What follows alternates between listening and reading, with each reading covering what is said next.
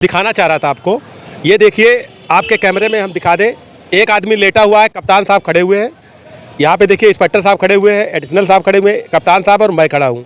ये पीड़ित जो खत्म हुआ है उसका भाई खड़ा हुआ है। ये सगे दो भाई दारू पीकर, कच्ची दारू पीकर मर गए थे।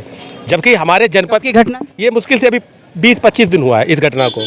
होता क्या है कि हमारे जनपद के आबकारी मंत्री नितिन अग्रवाल जी हैं, उनका पेशा यही रहा है कि वो हमेशा कुटीर उद्योग इसी को मानते चले आ रहे हैं। दारू साहब, दारू, हाँ, वो कहते हैं, खुली मंचों से उनके ऑडियो वीडियो वायरल है इस चीज़ को लेकर के। फिर होता क्या है, इसके बाद हम लोग घटनास्थल पे जाते हैं कप्तान साहब के साथ में। आप देखिए, कप्तान साहब भी खड़े, मैं भी खड़ा हूँ साथ में। आप इस चीज़ को देख सकते हैं, ये सीओ साहब के हाथ में एक सफ़ेद पन्नी है। ये घटनास्थल पे जिसमें कच्ची जहरीली शराब जिसमें पी थी उस व्यक्ति ने, उन व्यक्तियों ने, ये वही पन्नी है। इसको उठा करके सीओ साहब कप्तान साहब को ये देखो दिखा भी रहे हैं। इतना सब कुछ होने के बाद, इतने प्रत्यक्ष प्रमाण मिलने के बाद, आप देख सकते हैं सारे प्रत्यक्ष प्रमाण मिले हैं, उसके बाद भी रातों रात उन व्यक्तियों का पोस्टमार्टम फर्जी तरीके से करा दिया गया और उन्हें साइलेंट अटैक का मतलब दे दिया गया कि ये साइलेंट अटैक से मरे हैं, इन्होंने दारू से पीकर कोई मौत नहीं इनकी हुई है। इस तरह से हमारे जनपद हरदोई का विकास हो रहा है। मौत शराब से, बात डेथ नेचुरल बता देते हैं। अचानक दो सगे भाइयों की एक ही आध घंटे के अंदर दोनों की मौत हो जाती है और मौके से पन्नी भर बरामद भी होती है। और जहाँ पे ये लोग मरे हैं उसके अगल बगल कच्ची दारू का पूरा फैक्ट्री उन्होंने भाई साहब की बदौलत चलती है। थानेदार और वो सब मिलकर अपना पूरा चलवाते हैं। इन्हीं सब चीज़ों को लेकर के वहाँ पे जो है जनता को बाद में टॉर्चर भी किया गया, लोगों से रुपए भी वसूली हुई कि तुम्हारे यहाँ साले दारू बनती है, ऐसे ऐसे करके लोग पकड़े गए, उनसे वसूली भी हुई। लेकिन किसी भी प्रकार का कोई भी अभी तक कोई समस्या निस्तारण नहीं हुआ। जिनके घर से 2 लोग मर गए उन्हें कोई एक चवन्नी का कोई आर्थिक सहयोग नहीं मिला और सीधे उल्टा उन्हें धमका दिया गया कि तुम जो है अगर कुछ करते हो तो तुम्हारे खिलाफ कानूनी कार्रवाई कर दी जाएगी। इन्हीं सब चीज़ों को मैं दबता नहीं हूँ, मैं बता देता हूँ तो मेरे खिलाफ ऐसी अनावश्यक फर्जी कार्रवाइयाँ होती है, ये जान के चलिए। देखिए, आवाज़ तो बुलंद रहनी चाहिए। आवाज़ बुलंद का शरीर आता है, जाता है, चला जाता है, लोग आए, मर गए, चले गए, सरकारें आई, चली गई, लेकिन जो व्यक्ति के विचार है आज भी जिंदा है। इसी पे एक बात हमको याद आ जाती है कि जिस तरह से राष्ट्राध्यक्ष सारे गांधी जी की समाधि पे गए हुए थे, उस पर भी एक मैं आपका जवाब ले लेना चाहता हूँ कि गांधी लगा कि आज भी प्रासंगिक है, क्योंकि जो प्रधानमंत्री हैं वो जिस विचारधारा से आते हैं उन्हीं विचारधारा के एक शख्स ने गांधी जी की हत्या की थी, गोडसे ने की थी। लेकिन राष्ट्राध्यक्षों ने गोडसे से नाम मिल करके जो गांधी जी के राजघाट पर गए, तो ये सबसे बड़ी बात है। इसको लेकर के क्या कहना चाहें?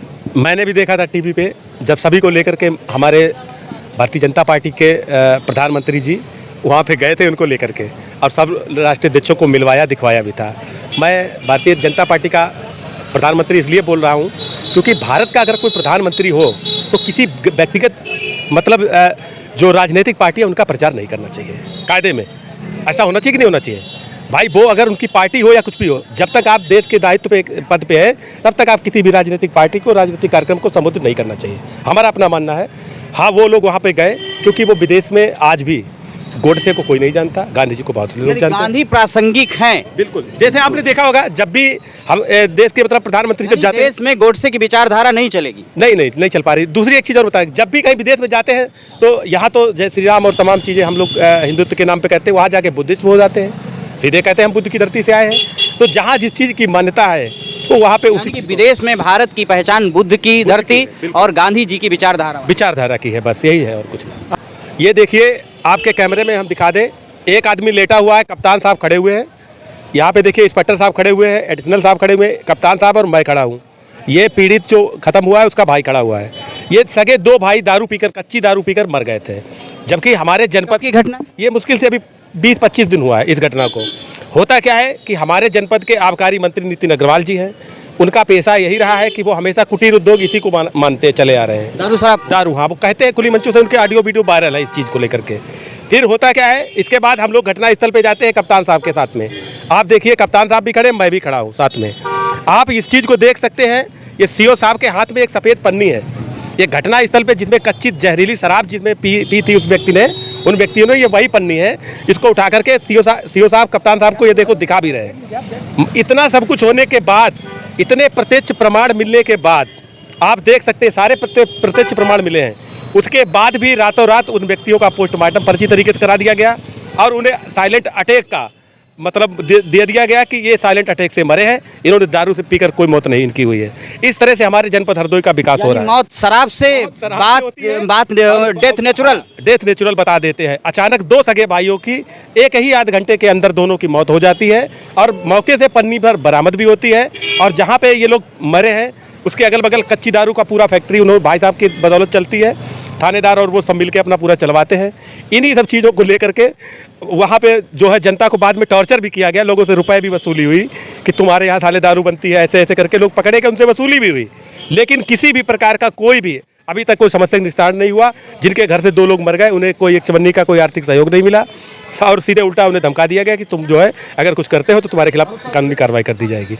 इन्हीं सब चीज़ों को मैं दबता नहीं हूँ, मैं बता देता हूँ तो मेरे खिलाफ ऐसी अनावश्यक फर्जी कार्रवाइयाँ होती है। ये जान के चलिए। देखिए आवाज़ तो बुलंद रहनी चाहिए। आवाज़ बुलंद का शरीर आता है जाता है चला जाता है, लोग आए मर गए चले गए, सरकारें आई चली गई, लेकिन जो व्यक्ति के विचार है आज भी जिंदा है। इसी पे एक बात हमको याद आ जाती है कि जिस तरह से राष्ट्राध्यक्ष सारे गांधी जी की समाधि पे गए हुए थे, उस पर भी एक मैं आपका जवाब ले लेना चाहता हूँ कि गांधी लगा कि आज भी प्रासंगिक है, क्योंकि जो प्रधानमंत्री हैं वो जिस विचारधारा से आते हैं उन्हीं विचारधारा के एक शख्स ने गांधी जी की हत्या की थी, गोडसे ने की थी। लेकिन राष्ट्राध्यक्षों ने गोडसे से नाम मिल करके जो है गांधी जी के राजघाट पर गए, तो ये सबसे बड़ी बात है। इसको लेकर के क्या कहना चाहें? मैंने भी देखा था टीवी पे जब सभी को लेकर के हमारे भारतीय जनता पार्टी के प्रधानमंत्री जी वहाँ पे गए थे उनको लेकर के, और सब राष्ट्रीय अध्यक्षों को मिलवाया दिखवाया भी था।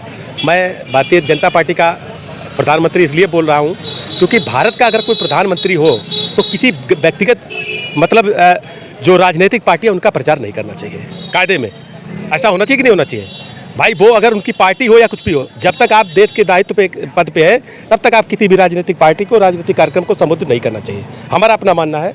हाँ, वो लोग वहाँ पे गए क्योंकि वो विदेश में आज भी गोडसे को कोई नहीं जानता, गांधी जी को बहुत लोग जानते हैं। गांधी प्रासंगिक हैं। बिल्कुल, जैसे आपने देखा होगा जब भी हम देश के मतलब प्रधानमंत्री जब जाते हैं, देश में गोडसे की विचारधारा नहीं चलेगी। नहीं चल पा रही। दूसरी एक चीज़ और बताएं, जब भी कहीं विदेश में जाते हैं तो यहाँ तो जय श्री राम और तमाम चीज़ें हम लोग हिंदुत्व के नाम पे कहते हैं, वहाँ जाके बुद्धिस्ट हो जाते हैं, सीधे कहते हैं हम बुद्ध की धरती से आए हैं। तो जहाँ जिस चीज़ की मान्यता है तो वहाँ पे उसी विदेश में भारत की पहचान बुद्ध की धरती और गांधी जी की जी। मैं कुछ दिखाना चाह रहा था आपको, ये देखिए आपके कैमरे में हम दिखा दें। एक आदमी लेटा हुआ है, कप्तान साहब खड़े हुए हैं। यहाँ पे देखिए इंस्पेक्टर साहब खड़े हुए हैं, एडिशनल साहब खड़े हुए हैं, कप्तान साहब और मैं खड़ा हूँ। ये पीड़ित जो खत्म हुआ है उसका भाई खड़ा हुआ है। ये सगे 2 भाई दारू पीकर, कच्ची दारू पीकर मर गए थे। जबकि हमारे जनपद की घटना, ये मुश्किल से अभी 20-25 दिन हुआ है इस घटना को। होता क्या है कि हमारे जनपद के आबकारी मंत्री नितिन अग्रवाल जी हैं, उनका पेशा यही रहा है कि वो हमेशा कुटीर उद्योग इसी को मानते चले आ रहे हैं। दारू, हाँ, वो कहते हैं खुली मंचों से उनके ऑडियो वीडियो वायरल है इस चीज़ को लेकर के। फिर होता क्या है, इसके बाद हम लोग घटनास्थल पे जाते हैं कप्तान साहब के साथ में। आप देखिए कप्तान साहब भी खड़े, मैं भी खड़ा हूँ साथ में। आप इस चीज़ को देख सकते हैं, ये सीओ साहब के हाथ में एक सफ़ेद पन्नी है। ये घटनास्थल पे जिसमें कच्ची जहरीली शराब जिसमें पी थी उस व्यक्ति ने, उन व्यक्तियों ने, ये वही पन्नी है।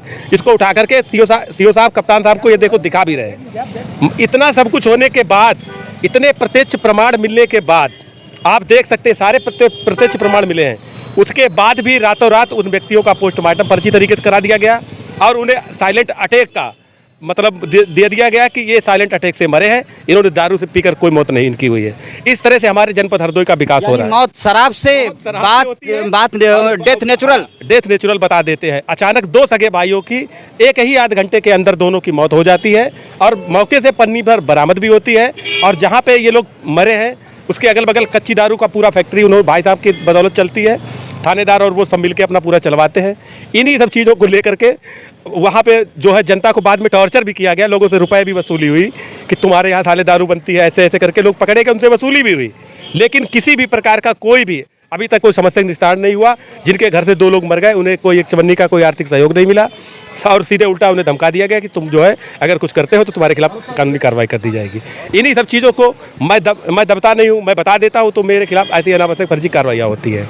ये जान के चलिए। देखिए आवाज़ तो बुलंद रहनी चाहिए। आवाज़ बुलंद का शरीर आता है जाता है चला जाता है, लोग आए मर गए चले गए, सरकारें आई चली गई, लेकिन जो व्यक्ति के विचार है आज भी जिंदा है। इसी पे एक बात हमको याद आ जाती है कि जिस तरह से राष्ट्राध्यक्ष सारे गांधी जी की समाधि पे गए हुए थे, उस पर भी एक मैं आपका जवाब ले लेना चाहता हूँ कि गांधी लगा कि आज भी प्रासंगिक है, क्योंकि जो प्रधानमंत्री हैं वो जिस विचारधारा से आते हैं उन्हीं विचारधारा के एक शख्स ने गांधी जी की हत्या की थी, गोडसे ने की थी, लेकिन राष्ट्राध्यक्षों ने गोडसे से नाम मिल करके जो है गांधी जी के राजघाट पर गए। तो ये सबसे बड़ी बात है, इसको लेकर के क्या कहना चाहें? मैंने भी देखा था टीवी पे, जब सभी को लेकर के हमारे भारतीय जनता पार्टी के प्रधानमंत्री जी वहाँ पे गए थे उनको लेकर के, और सब राष्ट्रीय अध्यक्षों को मिलवाया दिखवाया भी था। मैं भारतीय जनता पार्टी का प्रधानमंत्री इसलिए बोल रहा हूँ क्योंकि भारत का अगर कोई प्रधानमंत्री हो तो किसी व्यक्तिगत मतलब जो राजनीतिक पार्टी है उनका प्रचार नहीं करना चाहिए। कायदे में ऐसा होना चाहिए कि नहीं होना चाहिए भाई? वो अगर उनकी पार्टी हो या कुछ भी हो, जब तक आप देश के दायित्व पे पद पे है तब तक आप किसी भी राजनीतिक पार्टी को राजनीतिक कार्यक्रम को संबोधित नहीं करना चाहिए, हमारा अपना मानना है। हाँ, वो लोग वहाँ पे गए क्योंकि वो विदेश में आज भी गोडसे को कोई नहीं जानता, गांधी जी को बहुत लोग जानते हैं। गांधी प्रासंगिक हैं, बिल्कुल। जैसे आपने देखा होगा जब भी हम देश के मतलब प्रधानमंत्री जब जाते हैं, देश में गोडसे की विचारधारा नहीं चलेगी। नहीं चल पा रही। दूसरी एक चीज़ और बताएं, जब भी कहीं विदेश में जाते हैं तो यहाँ तो जय श्री राम और तमाम चीज़ें हम लोग हिंदुत्व के नाम पे कहते हैं, वहाँ जाके बुद्धिस्ट हो जाते हैं, सीधे कहते हैं हम बुद्ध की धरती से आए हैं। तो जहाँ जिस चीज़ की मान्यता है तो वहाँ पे उसी विदेश में भारत की पहचान बुद्ध की धरती और गांधी जी की विचारधारा की है, बस यही है और कुछ नहीं।